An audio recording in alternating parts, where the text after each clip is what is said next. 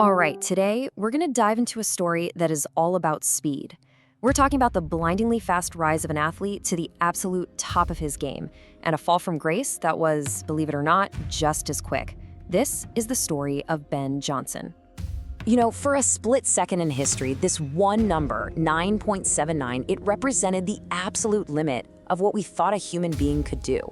It was a time that seemed impossible. A world record that just shattered what we thought we knew. For a very, very short time, it was perfect. And man, the feeling it created was just electric.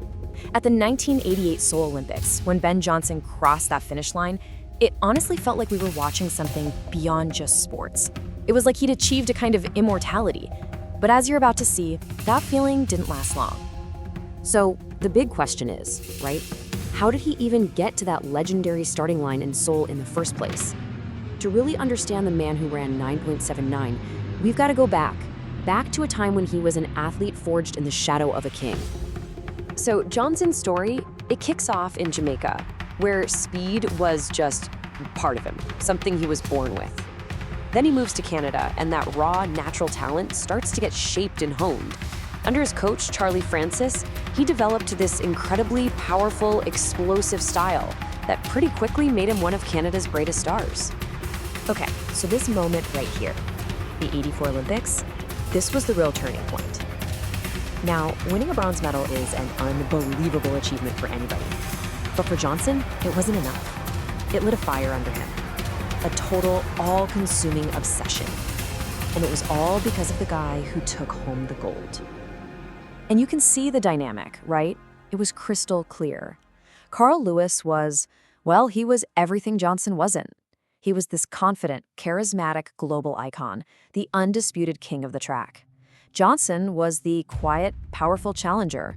And from 1984 on, every single thing he did was focused on one single goal: beating Carl Lewis. So this intense rivalry, it just pushed Johnson into this physical transformation that was, frankly, almost unbelievable. It propelled him on what looked like a totally unstoppable ascent, right to the very top of the sport.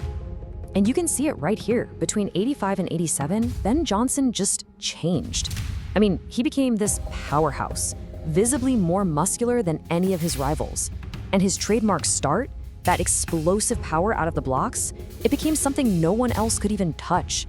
He wasn't just winning races anymore, he was dominating them. And all of this, all that work, it was leading up to one moment, the 1987 World Championships in Rome.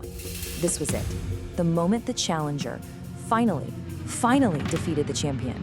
And he didn't just beat Carl Lewis, he did it while setting a brand new world record. It was official. He was now the fastest man on Earth. But you know how it is? When someone seems too good to be true, the whispers started. In an era where everyone knew performance-enhancing drugs were floating around, people started to ask questions. Was this level of improvement, this kind of transformation, was it even possible? Was it real? And that, of course, brings us right back to where we started, the 1988 Seoul Olympics. This was supposed to be his coronation, you know, the moment he silenced every single doubter. Instead, it became the stage for one of the most dramatic and just shockingly fast falls from grace in sports history. I mean, you really can't overstate the hype for this race. The entire world was glued to their TVs. It was the ultimate showdown, Johnson versus Lewis, the new king against the old king. The pressure was just immense, the attention was global. This was so much more than just a race. And for one glorious moment, he delivered. Boom, explodes from the blocks, wins the gold, and sets that impossible world record, 9.79. He was a hero.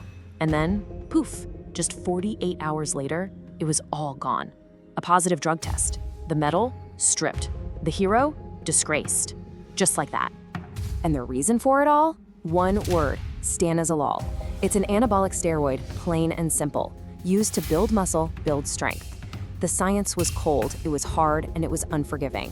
This was the stuff that had fueled his unstoppable ascent, and now it was the very thing that brought his whole world crashing down. The shockwave from this was just immediate, and it was brutal. Overnight, he went from the world's fastest man to the world's most famous cheat. The story wasn't about this amazing athletic feat anymore. It was about betrayal. He became a symbol of everything people felt was wrong with modern sports. But here's the thing. This story doesn't just end there. Because as the dust started to settle, this whole scandal began to reveal a much larger and honestly a much more uncomfortable truth about the world of elite athletics. It forces us to look at Johnson's legacy in a much more complicated light.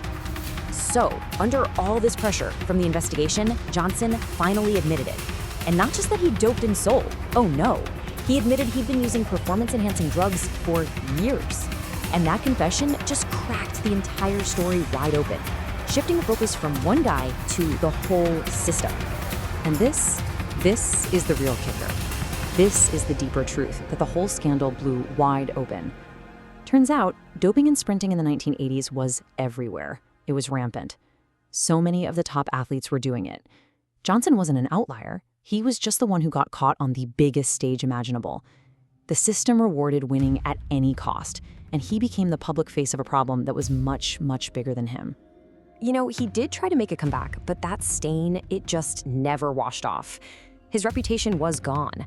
A second doping violation a few years later just sealed the deal, ending his career in the sport for good. The fastest man alive was kicked off the track forever. And so, at the end of it all, we're left with this really tough question. It's the core of his whole story, really. Was Ben Johnson simply a villain, a cheat who knowingly broke the rules and got what was coming to him? Or was he an inevitable product of a broken system, one that demanded victory at any price? The truth? Well, like it so often is, it's probably somewhere in the middle.